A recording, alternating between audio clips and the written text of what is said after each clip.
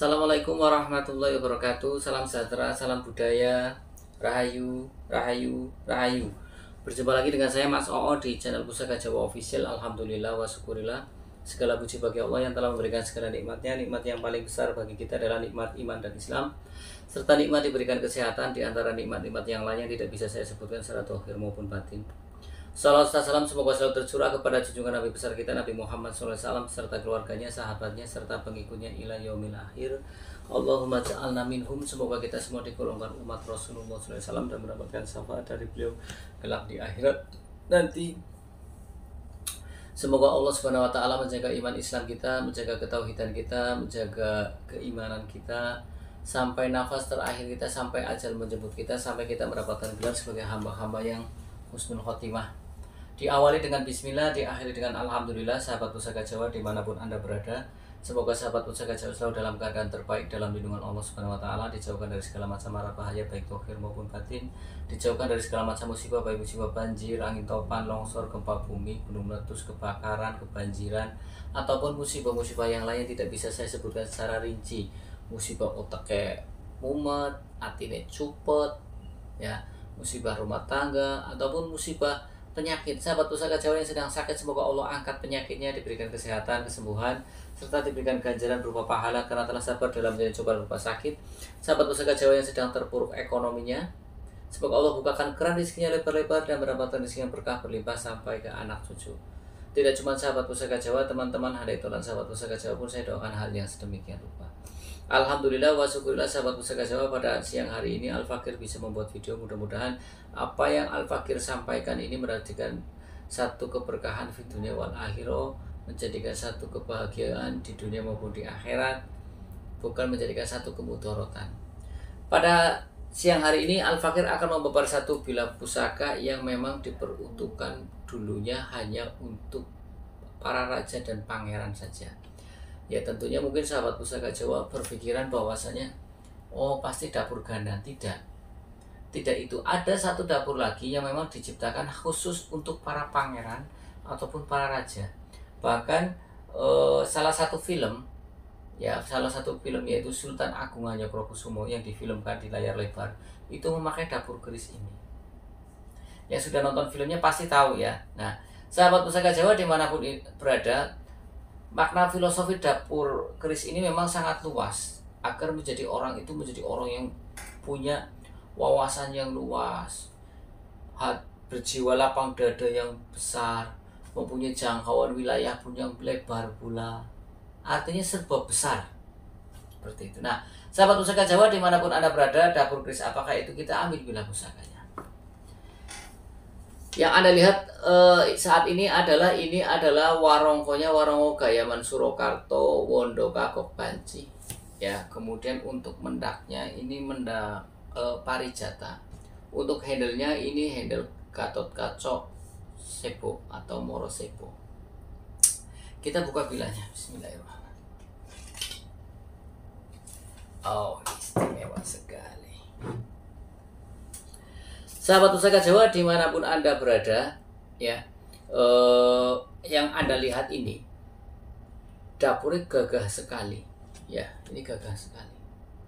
Saya dekatkan ke kamera. Dapur keris ini mempunyai ciri-ciri look di bagian atasnya lurus, ya.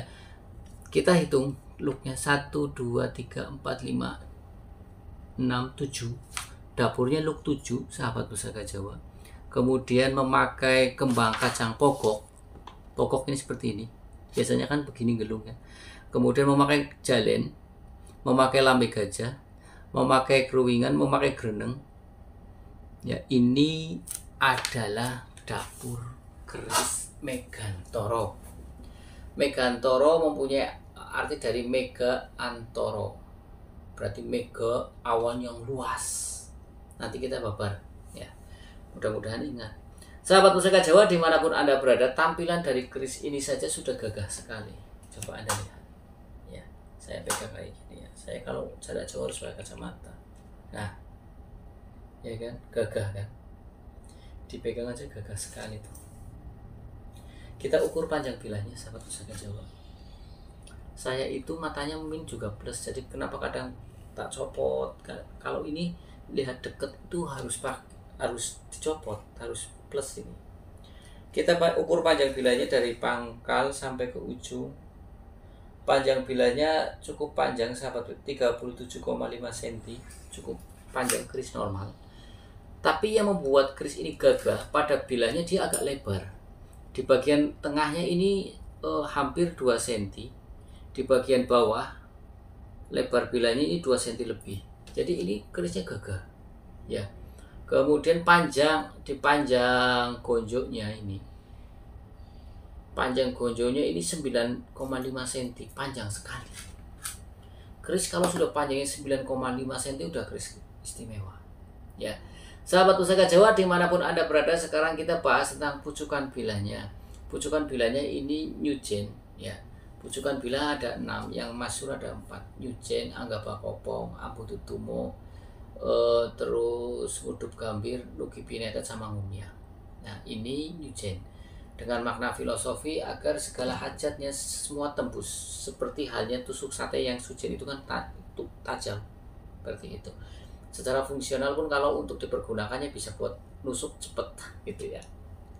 Kemudian kita lihat dari pecetan atau belumbangannya, ini adalah pecetan atau belumbangan Mbata Rubuh. Pecetan atau belumbangan ada 2, Mbata Rubuh dan Adat Mbata. Sudah sering saya jelaskan. Kemudian kita lihat di gonjonya. Gonjonya cukup istimewa. Ini adalah gonjo kelap lintah. Tuh 2, 3, 4. Gonjo kelap lintah itu mempunyai ciri-ciri di looknya itu ada di bawahnya, ngeluknya itu 4. Kalau yang wilut kan cuma 1, 2 gitu. Nah ini 4. Gonjo kelap lintah cukup istimewa. Apalagi memang rata-rata dapur keris ini kalau nggak wilut ya kelap lintah gonjonya. Memang dibikin dapur keris ini memang dapur istimewa. Kemudian juga dibikin kembang kacangnya, ini kembang kacang pokok biar terlihat lebih gagah. Ya. Ini kembang kacang pokok ini seperti ini. Biasanya kan ada yang ke bawah sini gelung wayang. Oke. Kemudian di bagian gerenengnya ini sangat jelas.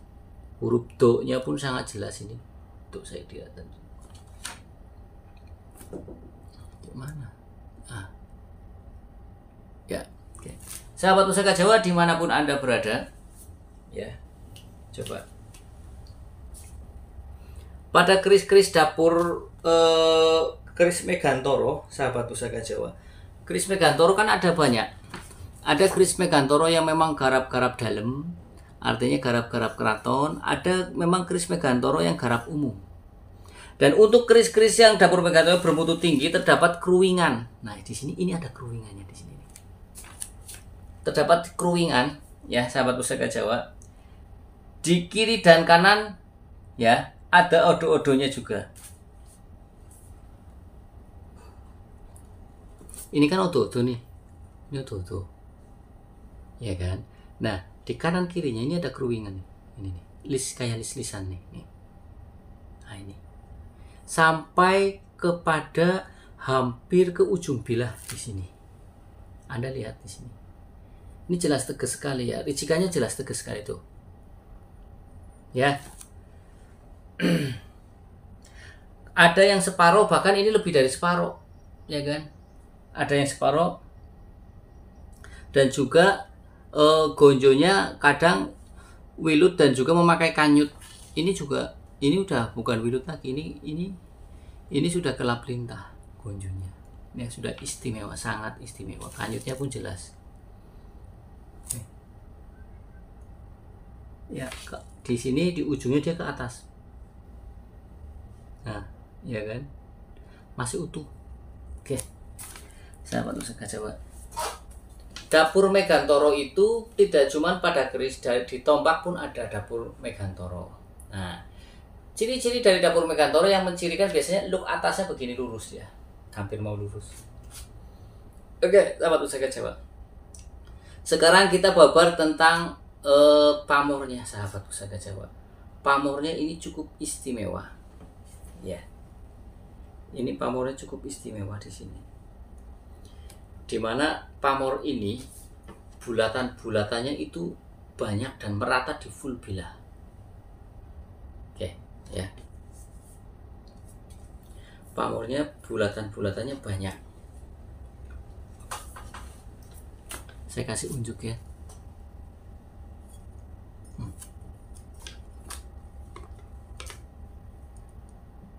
Kanan kiri banyak ini.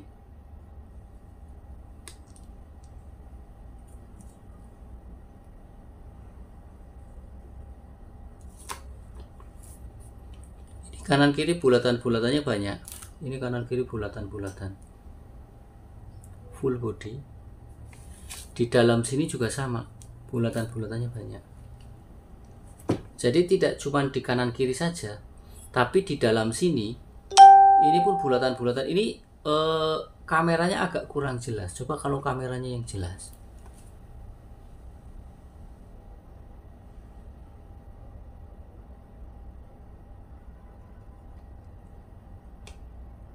Ini aslinya indah sekali sahabat Pusaka Jawa. Ini warangan lama.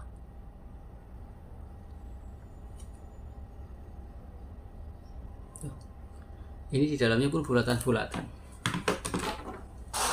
Ya. Jadi memang bulatan-bulatan yang berlapis kecil-kecil, tidak sebesar pamor pada udan mas. Ya. Terus juga bulatan-bulatannya ini kan menggumpal, seolah-olah menggumpal. Ini adalah pamor sisik sewu. Pamornya full sebetulnya sahabat Pusaka Jawa. Mungkin saya kurang. Ini full. Jadi sini bulatan-bulatan, sini bulatan-bulatan, di dalamnya juga bulatan-bulatan banyak. Ini adalah pamor sisik sewu.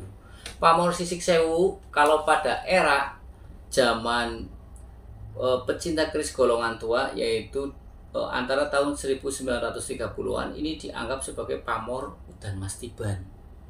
Karena golongan tua itu menamakan udan mas itu kalau yang tiban, bukan yang rekan. Ya, jadi ini adalah pamor sisik sewu, atau ada orang yang bilang pamor udan mas tiban. Ada beberapa pamor yang memang dianggap sebagai udan mas tiban, yaitu ya pamor sisik sewu atau mrutu sewu ini. Kemudian ada lagi tetesing wari. Seperti itu. Nah, sahabat Pusaka Jawa dimanapun Anda berada, pamor sisik sewu tergolong pamor melumah. Pamor sisik sewu tergolong pamor yang tidak pemilih. Artinya siapa saja bisa memilikinya, sahabat Pusaka Jawa.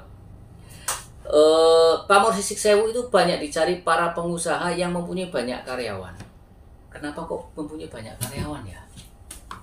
Karena di sini tuah atau angsarnya adalah untuk memperlancar jalannya rezeki dan untuk memperluas pergaulan.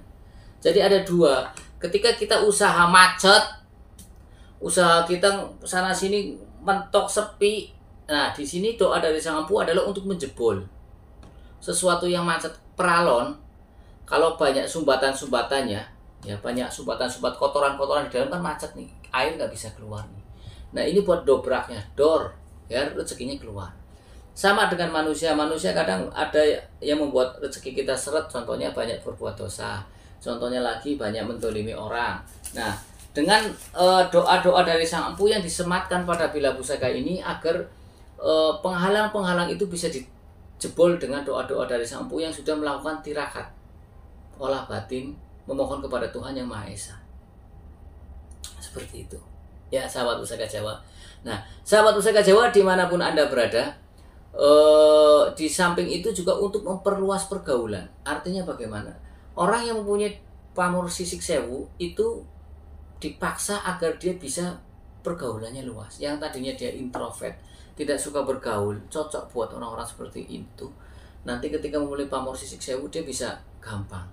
Ketika dia mau bersosialisasi dengan banyak orang, aparat dan lain sebagainya, atau yang levelnya up dia agak susah, dia bisa dengan gampangnya menghadap mereka, ngobrol, public speakingnya bagus. Seperti itu. Tentunya dengan banyak kita berinteraksi dengan banyak orang, jika kita berbuat baik, apalagi kita dalam urusan bisnis, tentunya akan memperlancar rezeki juga, mempermudah. Nah, tapi di sini pamor sisik sewu ini tentunya juga untuk kerezekian dan juga untuk kekayaan. Karena dulu dianggap sebagai udan mas tiban, kuat bandan juga. Jadi pada review kemarin saya bahas tentang keris udan mas. Tapi kalau yang ini sama kelasnya dengan udan mas, karena ini ikutnya udan mas tiban, rezekinya pun kuat juga untuk memperluas pergaulan.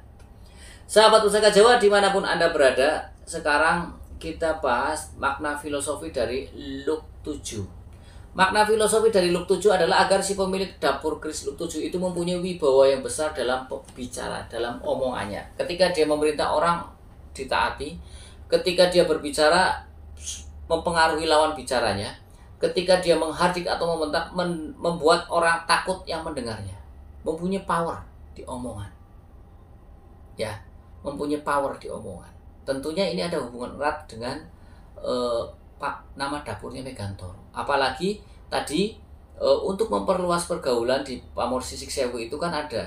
Jadi ketika kita bersosialisasi dengan banyak orang, kita punya wibawa yang besar karena dari omongan saja kita punya power. Ketika kita berbicara, ya kan, orang terpengaruh dengan omongan kita. Kita memerintah mereka, mereka taat. Kita menghardik mereka, mereka gentar. Dan di sini di Pamor Sisik Sewu kan banyak dicari oleh para pengusaha yang karyawannya banyak. Kenapa? Ya karena tadi kalau kita sinkronkan dengan Luk 7 tadi, ya kan, omongannya dia mempunyai power, mempunyai wibawa. Ketika memerintah anak buahnya ditaati, ya kan? Ketika memerintah anak buahnya dia ditaati, ya kan? Menghardik anak buahnya gentar semua. Kemudian apalagi tadi ketika berbicara mempengaruhi lawan bicaranya. Dulu saya pernah memegang satu perusahaan, itu satu toko karyawan berapa ya, ada 15 orang. Hari itu dipengaruhi oleh satu orang, suruh tidak masuk, yang masuk nanti dipukulin sama dia, sok jagoan. Saya ditelepon, kebetulan saya pada waktu itu posisinya sebagai HRD pusat. Saya turun ke sana, tak datangin satu-satu itu provokatornya ke rumahnya, bukan tak panggil ke toko, tak datangin. Toko itu paling gede di daerah Kuningan, toko furniture gede. Saya datangin, yang satunya masih ada yang lagi mabuk, tak datangin ke rumahnya, tak rangkul sampai dia nggak terima ngerangkul saya. Saya bilang kamu ikut saya dulu, permasalahannya di mana, sampai semuanya pun pada begini semua, tak bikin surat pernyataan semua. Itu ya kan, jadi kita butuh pusaka-pusaka untuk sesuai keadaan. Karena saya megang grup Sahabat Pusaka Jawa, dulu ada toko di Pekalongan sama supirnya ngadat, supirnya preman, ngancem-ngancem pula. Saya datengin lagi. Begitu saya datang, dia nggak banyak omong, tak pecat sekalian, tapi tak kasih pesangon dengan baik-baik. Tadinya kemarin dia keluar-keluar, ngancem lah, entah kepala tokonya entah apa. Saya datang, saya bicarakan baik-baik, dia nggak banyak ngomong. Ya udah Pak, iya Pak, maafin saya Pak, ya kayak gitu. Ya, nah Sahabat Pusaka Jawa dimanapun Anda berada, tadi saya bilang bahwasanya tua atau asal dari Luk 7 adalah agar kita punya wibawa yang besar dalam omongan. Ketika kita memerintah ditaati, ketika kita berbicara mempengaruhi lawan bicaranya, ketika kita menghardik membuat gentar orang yang kayak wong gelap sayuta lah ya, begitu gentak langsung pada gemeter jantungan. Oke, Sahabat Pusaka Jawa dimanapun Anda berada, sekarang kita bahas tentang makna filosofi dari dapur Megantoro. Megantoro berasal dari kata mega antoro, awan yang luas. Ini mempunyai pemahaman agar si pemilik dapur Megantoro itu mempunyai jiwa yang lapang dada yang luas. Yang pertama, itu yang paling penting. Kemudian dia mempunyai wawasan yang luas. Dia juga diberikan kekuasaan yang luas, kewenangan yang luas. Jadi wajar jika dapur Megantoro ini dulu dimiliki khusus untuk para pangeran dan raja saja. Karena ini mencakup wilayah teritorial yang luas dan juga mencakup tentang segala ilmu pengetahuan dia miliki. Untuk menjadi seorang pemimpin atau leader itu kan harus mempunyai nilai plus, nilai lebih daripada yang lain. Kalau umpamanya tidak ada nilai lebih, kayak mana? Nanti dicemeh sama yang di bawah. Ya, sahabat Pusaka. Jadi besar harapan dari sang empu dengan dapur Megantoro, si pemilik itu mempunyai kekuasaan yang luas, kewenangan yang luas, pengetahuan yang luas, juga berjiwa besar yang luas. Nah, sahabat pusaka Jawa dimanapun Anda berada, kalau kita lihat dari besinya, kita lihat besinya ya, ini besinya. Ini hitam kebiruan dan juga terlihat mengkilap ya, besinya hitam kebiruan. Tapi juga terlihat mengkilap seperti pasir malela, seperti ada kristal yang membayang pada permukaan bila, sahabat pusaka Jawa. Kemudian penampilan juga berkesan kering ya. Ini adalah besi walulin. Besi walulin sebagian pecinta keris beranggapan tuah atau angsarnya agar dihormati banyak orang. Cocok kan dengan Luk 7, dengan dapur Megantoro. Terus ada punya kelebihan yang lain adalah cocok untuk beternak. Bagi orang yang suka beternak, ini pakailah pusaka-pusaka yang besinya besi walulin. Ya. Sahabat pusaka Jawa dimanapun Anda berada, kalau kita rangkum secara keseluruhan, makna filosofi dari dapur keris Megantoro Pamor Sisik Sewu ini adalah agar si pemilik dapur Pamor Sisik Sewu itu diberikan kelancaran dalam rezeki. Ya, rezekinya yang mampet dijebol. Makanya ini dinamakan udan mas tiban. Ya, dijebol akhirnya jadi lancar. Usaha yang mampet jadi lancar. Ini cocok buat siapa saja lah, entah itu pegawai, entah itu wirausaha, karena ini tidak pemilih. Kemudian dia pergaulannya luas. Dia dihormati oleh banyak orang. Besi walulin kan agar dihormati banyak. Kemudian mempunyai wibawa dalam bicaranya. Ketika dia memerintah ditaati, ketika dia berbicara mempengaruhi lawan, ketika dia menghardik, dia membuat gentar orang yang mendengarnya. Ya kan? Nah, seperti itu. Kemudian dia menjadi orang yang mempunyai kekuasaan dan kewenangan yang luas, menjadi orang kaya tentunya. Coba Anda lihat, seorang pemimpin nggak mungkin nggak kaya. Kalaupun dia nggak kaya itu pilihan, seperti halnya Rasulullah SAW. Kalau dia mau kaya, melebihi raja yang ada di seluruh dunia ini. Kenapa? Karena Allah SWT memberikan gunung, kayak gunung Hud tak kena emas, dia nggak mau. Kalau dia mau menumpuk harta Rasulullah SAW, kaya melebihi dari raja manapun yang pernah ada di dunia ini. Tapi itu pilihan. Tapi di sini ya, jadi dia mempunyai kekuasaan dan juga kekayaan. Tapi orang-orang sekarang kan beda. Orang sekarang pasti kayak saya juga milihnya kaya. Ya kan, rezekinya banyak di sini untuk memperlancar rezeki. Jebol rezeki si mampet. Makanya golongan tua ini dinamakan udan mas tiban. Pamor Sisik Sewu ini, dan Pamor Sisik Sewu tergolong pamor yang cukup langka, susah dicari. Ya, sahabat pusaka Jawa dimanapun Anda berada, kalau kita lihat dari pasikutannya gagah, birowo, demes, besinya mentah, berkesan galak, ini adalah, dan gonjonya nungkak, ini adalah estimasinya Tangguh Surakarta. Tangguh Surakarta itu kira-kira pada tahun 1739 sampai 1806, antara PB3 ya sampai dengan PB9, Pakubuwono III dan Pakubuwono IX. Di mana pada era PB3 itu kan ada empu yang terkenal, yaitu Empu Brojogono. Memang pada era itu Tangguh Surakarta, mungkin orang bilang nem-neman lah ya, sebagian pecinta menganggap nem-neman. Itu rata-rata gagah-gagah tampilannya. Jadi setiap era kurun waktu pemerintahan, entah itu Senopaten, Amangkurat, Sultan Agung, atau Pajang, atau Mojopahit, atau Singo, mempunyai style masing-masing. Nah, untuk Tangguh Surakarta memang berkesan gagah birowo, besinya mentah, pamornya pun mubiar, ya kan? Pamornya mubiar.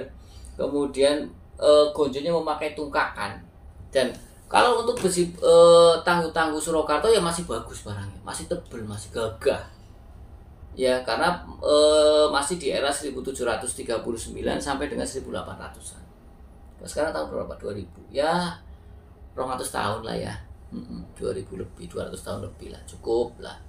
Tapi dibandingkan dengan era-era sebelumnya Mojopahit dan lain sebagainya, itu lebih tua. Nah, sahabat pusaka Jawa dimanapun Anda berada, kita ketahui pada era Surakarta, pada PB3 itu ada Empu Brojogono 2. PB keempat ada Empu Brojogono ketiga. PB kelima ada Empu Brojogono keempat. PB ke-6 Brojogono ketiga lagi dipakai lagi. Kemudian PB ke-7 itu Singowijoyo empunya yang terkenal pada tahun 1761, sahabat pusaka Jawa. Kemudian PB ke-8 punya ucapan 1789. Saya pernah punya pedang itu tahun segitu. Bagus pedang Mataram. Kemungkinan bikinan Bu ada di sininya ada tulisannya. Ya. Kemudian pada PB 9 itu 1790. Ya, sahabat Pusaka Jawa. Nah, sahabat Pusaka Jawa dimanapun Anda berada, jika kita belajar tentang Tosan Aji, pasti kita akan lebih suka dengan sejarah. Karena di Tosan Aji itu pasti mengulik sejarah. Karena di Tosan Aji itu untuk mencirikan, mengestimasi garapnya mana itu kan harus tahu sejarah, harus tahu ciri-cirinya. Ya, dimana Empu Surakarta itu banyak empu-empu yang hebat, Empu Brojogono, Brojogono II, Brojogono III, Empu Japan, Tirta Dangsa, Jaya Sukatka, ada Singawijaya, ada Braja Setama, banyak. Ya, setiap empu mempunyai apa ya? Mempunyai keistimewaan masing-masing. Di mana empu itu multi talent. Saya sering sebutkan, empu itu multi talent. Dia pandai seni tempa besi, seni ukir, dan juga dia seorang spiritualis, bisa mengisi energi dan doa-doa yang dipesan oleh si pemesan awal keris tersebut pada Bila Pusaka agar hajatnya tercapai. Dan pada Bila Pusaka ini terdapat doa-doa, makanya di UNESCO ini ya, di UNESCO ini keris termasuk warisan budaya leluhur non bendawi karena ada doa-doa yang tidak terbentuk materi yang seperti itu. Ya, sahabat Pusaka Jawa dimanapun Anda berada, cukup saja dari saya seperti itu. Dapur seperti ini layak untuk dikoleksi. Warongkonya masih ori, sahabat. Ini juga masih tua. Kalau diganti warongko yang bagus, ini yang bagus, pasti lebih jos lagi, tampilannya lebih gagah lagi. Mendaknya diganti selut, handle-nya diganti gading, ininya diganti cendana. Bah, wis regane larang. Tapi ini istimewa. Saya bilang istimewa karena pamornya, kalau lihat aslinya lebih istimewa, kalau di foto itu lebih istimewa. Pamornya bagus. Di dalamnya juga bulatannya, lingkarannya pun jelas. Tapi lingkarannya lebih kecil daripada lingkaran udan mas. Kalau udan mas yang rekan kan balok 5, kalau ini enggak. Banyak kali. Makanya disebut sisik sewu. Ya, pamor tidak pemilik dan untuk memperlancar kerezekian dan juga untuk memperluas pergaulan. Mudah-mudahan tafaulan seperti itu. Ya, agar kita rezekinya lancar, hajat kita tercapai. Oke, sahabat Pusaka Jawa dimanapun Anda berada, cukup dari saya itu saja. Apabila ada salah-salah kata, saya minta maaf. Kesalahan mutlak milik saya, kebenaran milik Allah Subhanahu wa Ta'ala. Yang ingin request nama dapur silahkan komentar di kolom komen. Jika ada saya babar, jika ada dapat PR, jika ada maafkan minta dimaafkan. Dari saya itu saja. Assalamualaikum warahmatullahi wabarakatuh. Salam sejahtera, salam budaya. Rahayu, rahayu, rahayu. Alhamdulillah.